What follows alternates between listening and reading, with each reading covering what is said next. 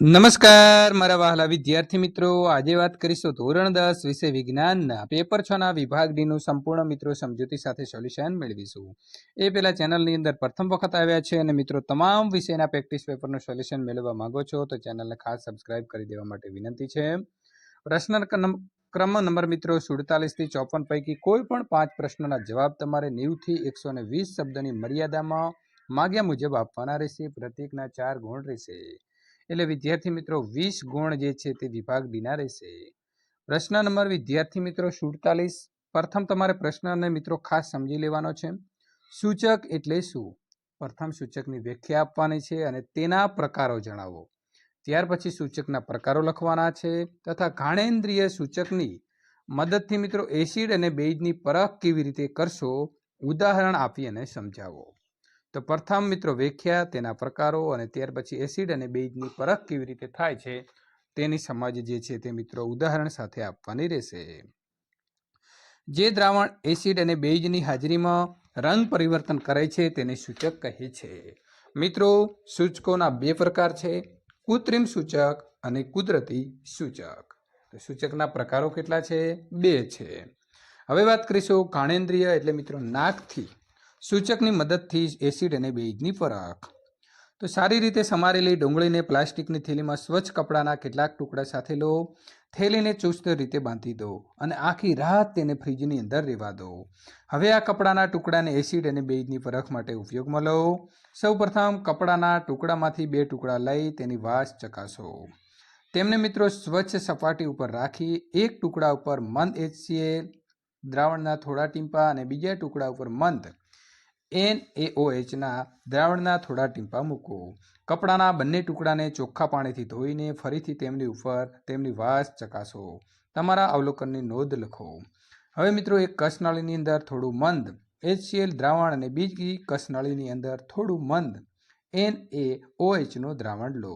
બંને કસનળીની અંદર મિત્રો મંદ વેનીલા અર્ક ના થોડા ટીમ્પા ઉમેરો અને બરાબર હલાવો। ફરી એકવાર તેની વાસ ચકાસો અને જો વાસમાં કોઈ ફેરફાર થતો હોય તો તેની નોંધ કરો। પ્રશ્ન નંબર મિત્રો 48, શું બધા જ બેઝ પાણીની અંદર દ્રાવ્ય છે? તો ના વિદ્યાર્થી મિત્રો, બધા બેઝ પાણીની અંદર દ્રાવ્ય નથી। પાણીમાં દ્રાવ્ય બેઝ કયા નામે ઓળખાય છે? તો પાણીમાં દ્રાવ્ય બેઝ આલ્કલી નામે ઓળખાય છે। તેના ગુણધર્મો આપો। તો મિત્રો બેઝ તે સ્પર્શે ચીકણા અને સ્વાદે તુરા અને ક્ષારીય હોય છે। તેના ઉદાહરણ આપો। તો સોડિયમ હાઇડ્રોક્સાઇડ એટલે કે NaOH અને પોટેશિયમ હાઇડ્રોક્સાઇડ એટલે કે KOH। પ્રશ્ન નંબર મિત્રો 49, એમોનિયા અણુ NH3 અને ક્લોરીન અણુ Cl2 માં સહસંયોજક બંધની રચના સમજાવો। તો મિત્રો એમોનિયા અણુની અંદર સહસંયોજક બંધની રચના નીચે મુજબ છે। એમોનિયાના અણુની અંદર મધ્યસ્થ પરમાણુ નાઇટ્રોજન છે, તેના પરમાણુય ક્રમાંક 7 છે અને તેની ઇલેક્ટ્રોન રચના 2 અને 5 છે। આમ નાઇટ્રોજન તેની એલ કક્ષાની અંદર 5 ઇલેક્ટ્રોન ધરાવે છે। આ એલ કક્ષાને સંપૂર્ણ ભરવા માટે વધુ 3 ઇલેક્ટ્રોનની આવશ્યકતા હોય છે। તેથી મિત્રો હાઇડ્રોજનના 3 પરમાણુઓ તેમની કે કક્ષાના એક ઇલેક્ટ્રોનની ભાગીદારી કરી એમોનિયમના અણુઓ NH3નું નિર્માણ કરે છે। પરિણામે મિત્રો એમોનિયામાંનો નાઇટ્રોજન પરમાણુ તેની નજીકના નિષ્ક્રિય વાયુ નિયોન એની જેવી ઇલેક્ટ્રોન રચના પ્રાપ્ત કરે છે, જે તેના એલ કક્ષાની અંદર 8 ઇલેક્ટ્રોન ધરાવે છે, જ્યારે હાઇડ્રોજન પરમાણુ તેની નજીકના નિષ્ક્રિય વાયુ હિલિયમ એટલે કે He જેવી ઇલેક્ટ્રોન રચના પ્રાપ્ત કરે છે, જે મિત્રો તેના કે કક્ષાના 2 ઇલેક્ટ્રોન ધરાવે છે। તો વિદ્યાર્થી મિત્રો આ પ્રકારે તમારે તેનું સૂત્ર જે છે તે લખવાનું રહેશે। હવે વાત કરીશું ક્લોરીન અણુની અંદર સહસંયોજક બંધની રચના। તો ક્લોરીનના પરમાણુય ક્રમાંક 17 છે, તેથી તેની ઇલેક્ટ્રોન રચના 2, 8 અને 7 છે। આમ ક્લોરીન M કક્ષાની અંદર 7 ઇલેક્ટ્રોન ધરાવે છે। આ M કક્ષાનો સંપૂર્ણ ભરવા માટે વધુ 1 ઇલેક્ટ્રોનની આવશ્યકતા હોય છે। તેથી મિત્રો ક્લોરીનની 2 અણુઓ તેમના M કક્ષાના એક ઇલેક્ટ્રોનની ભાગીદારી કરી ક્લોરીન અણુ Cl2નું નિર્માણ કરે છે। પરિણામે મિત્રો ક્લોરીનના પ્રત્યેક પરમાણુ તેની નજીકના નિષ્ક્રિય વાયુ આર્ગન એટલે કે Ar જેવી ઇલેક્ટ્રોન રચના પ્રાપ્ત કરે છે, જે તેના M કક્ષાની અંદર 8 ઇલેક્ટ્રોન ધરાવે છે। અહીં આ બે સંયોજકતા ઇલેક્ટ્રોનનું નિરૂપણ ચોકડી દ્વારા દર્શાવેલું છે. તો વિદ્યાર્થી મિત્રો તેનું સૂત્ર તમારે આ પ્રકારે લખવાનું રહેશે. હવે વાત કરીશું મનુષ્યની અંદર મિત્રો શ્વસન તંત્રની આકૃતિ દોરી તેના અંગો વિશેનું વર્ણન કરો. તો વિદ્યાર્થી મિત્રો અહીં તમે જોઈ શકો છો આ પ્રકારે તમારે આકૃતિ જે છે તે તમારે દોરવાની રહેશે. હવે વાત કરીશું મનુષ્યના શ્વસન તંત્રની અંદર સંકળાયેલા અંગો. તો નસકોરા અને નાસિકા માર્ગ. નસકોરા દ્વારા હવા શરીરની અંદર પ્રવેશે છે અને આ માર્ગમાં આવેલી બારીક રોમ દ્વારા હવામાં રહેલી ધૂળ અને અન્ય અશુદ્ધિઓ ગળાઈ જાય છે. આ ક્રિયામાં આ માર્ગનું શ્લેષમ સ્તર પણ મદદરૂપ બને છે. ગળામાં રહેલા અંગો કંઠનળી, સ્વરયંત્ર અને શ્વાસનળી એટલે કે વાયુનળી હવાના વહન માટે મિત્રો એક સળંગ માર્ગ બનાવે છે. શ્વાસનળી ગળાથી ઉરસ્ય ગુહાની અંદર ફેફસા સુધી લંબાયેલી છે. ગ્રીવાના પ્રદેશની અંદર રહેલી કાસ્તીની વલયમય રચનાઓથી હવાના પ્રસાર થવાનો માર્ગ જે છે તે રૂંધાઈ જતો નથી. 3 નંબર છે મિત્રો ફેફસા. ઉરસ્ય ગુહાની અંદર એક જોડ ફેફસા આવેલા હોય છે. ફેફસામાં હવાનો માર્ગ નાની નાની નલિકાઓની અંદર વિભાજન પામે છે. અંતે મિત્રો ફુગા જેવી રચના વાયુકોષ્ઠોની અંદર પરિણમે છે. વાયુકોષ્ઠોની દિવાલ ઉપર રુધિર કેશિકાઓની વિસ્તૃત જાળીરૂપ રચના હોય છે. મિત્રો વાયુકોષ્ઠોની સપાટી દ્વારા વિનિમય થાય છે. પ્રશ્ન નંબર 51. પોષણ એટલે શું તેના પ્રકારોનું વર્ણન કરો. તો વિદ્યાર્થી મિત્રો ઉર્જાના સ્ત્રોતને ખોરાક રૂપે બહારથી સજીવના શરીરની અંદર દાખલ થવાની ક્રિયાને પોષણ કહે છે. પોષણના 2 પ્રકાર છે. પહેલો પ્રકાર છે વિદ્યાર્થી મિત્રો સ્વયંપોષી પોષણ અને બીજું છે વિષપોષી પોષણ. સ્વયંપોષી પોષણની વાત કરવામાં આવે તો આ સજીવો સરળ દ્રવ્યો પાણી અને કાર્બન ડાયોક્સાઇડ અકાર્બનિક સ્ત્રોત રૂપે પ્રાપ્ત કરે છે. બધા પ્રકાશ સંશ્લેષિત સજીવો સ્વયંપોષી પોષણ દર્શાવે છે. પ્રકાશ સંશ્લેષણ ક્રિયાની અંદર મિત્રો સૂર્યપ્રકાશ અને ક્લોરોફિલ હાજરીની અંદર પાણી અને કાર્બન ડાયોક્સાઇડનો કાર્બોદિત ગ્લુકોઝની અંદર રૂપાંતરિત થાય છે. બધી લીલી વનસ્પતિઓ મિત્રો સ્વયંપોષી પોષણ દ્વારા સ્ટાર્ચ અને કેટલાક પ્રોટીનનું ઉત્પાદન કરે છે. કાર્બોદિત ગ્લુકોઝ વનસ્પતિઓને મિત્રો ઉર્જા પૂરી પાડવા માટે ઉપયોગી છે અને વધારાના ગ્લુકોઝનું જટિલ કાર્બોદિત સ્ટાર્ચ કણ કે મંડળ સ્વરૂપે સંગ્રહ થાય છે. તે મિત્રો આંતરિક ઉર્જાની જેમ કાર્ય કરે છે અને વનસ્પતિઓની જરૂરિયાત અનુસાર તેનો ઉપયોગ થાય છે. હવે મિત્રો આપણે બીજો પ્રકાર જોઈશું વિષમપોષી પોષણ. આ સજીવો અન્ય સજીવો ઉપર જઠર પદાર્થો ખોરાક રૂપી મેળવી અને સરળ પદાર્થોની અંદર વિઘટન કરે છે. આ માટે જૈવ ઉત્પીડકોનો ઉપયોગ જે છે તે ઉદ્દીપકોનો ઉપયોગ કરે છે. વિદ્યાર્થી મિત્રો સ્વચ્છ આકાશ ભૂરું શા માટે દેખાય છે? તારાઓ શા માટે ટમટમે છે? તમારે 2 પ્રશ્નોના જવાબ આપવાના છે. પહેલું કે સ્વચ્છ આકાશ ભૂરું કેમ દેખાય છે અને તારાઓ શા માટે ટમટમે છે?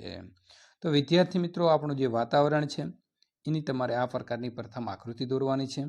હવે વાત કરીશું વાતાવરણમાં હવાના અણુઓ અને બીજા બારીક કણો દ્રશ્ય પ્રકાશની તરંગ લંબાઈ કરતાં નાના પરિમાણ ધરાવે છે. લાલ રાતા રંગના પ્રકાશની તરંગ લંબાઈ બ્લુ એટલે કે ભૂરા રંગની પ્રકાશની તરંગ લંબાઈ કરતાં આશરે 1.8 ગણી વધારે છે.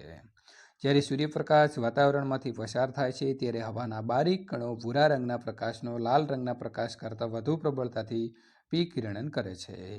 આ જ સમયે જો અવલોકનકાર ઉધ્વ દિશાની અંદર આકાશ જુએ તો વિકિરણ પામેલા ભૂરો આકાશ તેની આંખમાં પ્રવેશે છે. પરિણામે મિત્રો તેને આકાશ જે છે ભૂરું અથવા તો બ્લુ દેખાય છે. જો મિત્રો પૃથ્વીને વાતાવરણ ન હોત તો સૂર્યપ્રકાશનું વિકિરણ થાત નહીં. પરિણામે આપણને આકાશ અંધકારમય દેખાતું હોત.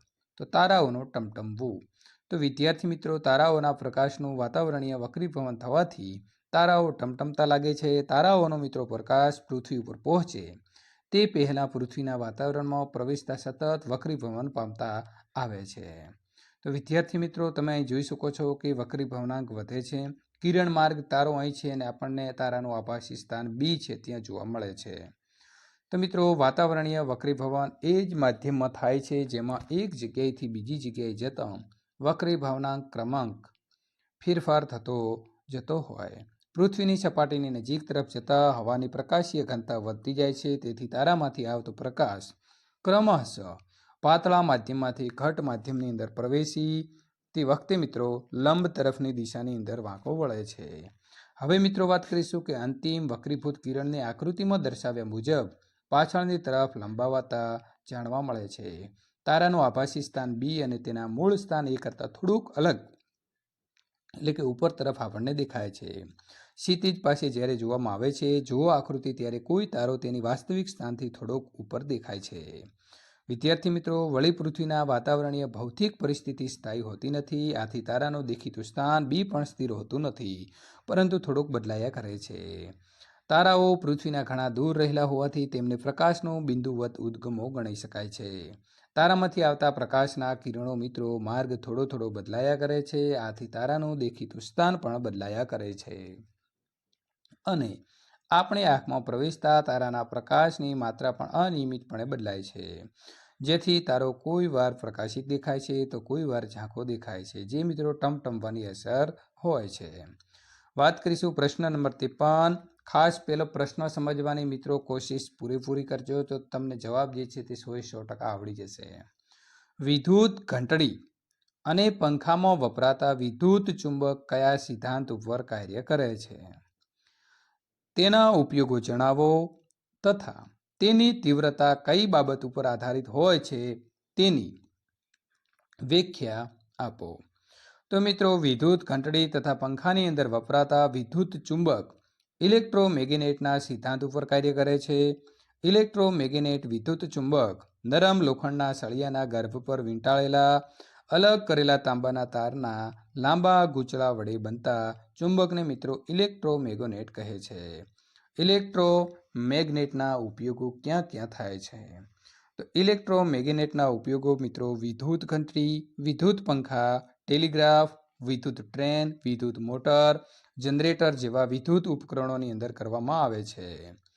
લોખંડના પાટડો એટલે કે ગડર જેવી ભારે વસ્તુઓને ઉંચકવા તથા તેમની હેરફેર કરવા માટે પણ તેનો ઉપયોગ કરવામાં આવે છે. શરીર ઉપર ઘડેલા ઘામાંથી મિત્રો, શરીર ઉપર કંઈ વાગ્યું હોય, લોખંડનું હોય, ત્યારે એ ઘામાંથી લોખંડના નાના ટુકડાઓને દૂર કરવા માટે પણ મેડિકલ ક્ષેત્રે તેનો ઉપયોગ કરવામાં આવે છે. ઇલેક્ટ્રોમેગ્નેટની ચુંબકીય ક્ષેત્રની તીવ્રતા નીચેની બાબતો ઉપર આધાર રાખે છે. સોલેનોઇડના મિત્રો એકમ લંબાઈ દીઠ આંટાઓની સંખ્યા n પર અને સોલેનોઇડમાંથી વહેતો પ્રવાહ વિદ્યુત પ્રવાહ I પર તેની મિત્રો આધાર હોય છે. પ્રશ્ન નંબર 54. આહાર શૃંખલા અને આહાર ઝાડનો ભેદ ઉદાહરણ દ્વારા સ્પષ્ટ કરો. આહાર શૃંખલા તે જૈવિક સ્તરો ઉપર ભાગ લેનારા સજીવોની શૃંખલા છે. આહાર શૃંખલાની અંદર 3 કે 4 પોષક સ્તરો હોય છે. આહાર ઝાડ તે મિત્રો આહાર શૃંખલાની એક શાખાયુક્ત જાળીરૂપ રચના છે અને તેમાં એકથી વધુ ઝાડ બને છે. બીજું છે મિત્રો ઓઝોન એટલે શું? તે કોઈ નિવસન તંત્રને કેવી રીતે અસર પહોંચાડે છે?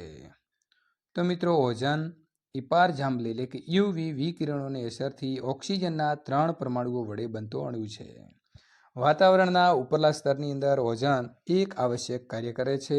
આમ છતાં ભૂમિ સ્તરે ઓઝોન એક ઘાતક વિષ છે. ઓઝોન સૂર્યમાંથી આવતા ઓછી તરંગ લંબાઈ ધરાવતા મિત્રો પારજાંબલી એટલે કે UV વિકિરણોને શોષણ કરે છે અને આ રીતે પૃથ્વી ઉપરની જીવસૃષ્ટિને તે રક્ષણ આપે છે. વિદ્યાર્થી મિત્રો, અહીં સંપૂર્ણ સોલ્યુશન પૂર્ણ થાય છે. જો વિદ્યાર્થી મિત્રો તમને અમારું સોલ્યુશન ગમતું હોય તો અહીં આપેલી એન્ડ સ્ક્રીન ઉપર ક્લિક કરીને બીજા વિષયનું પણ સોલ્યુશન તમે મેળવી શકો છો.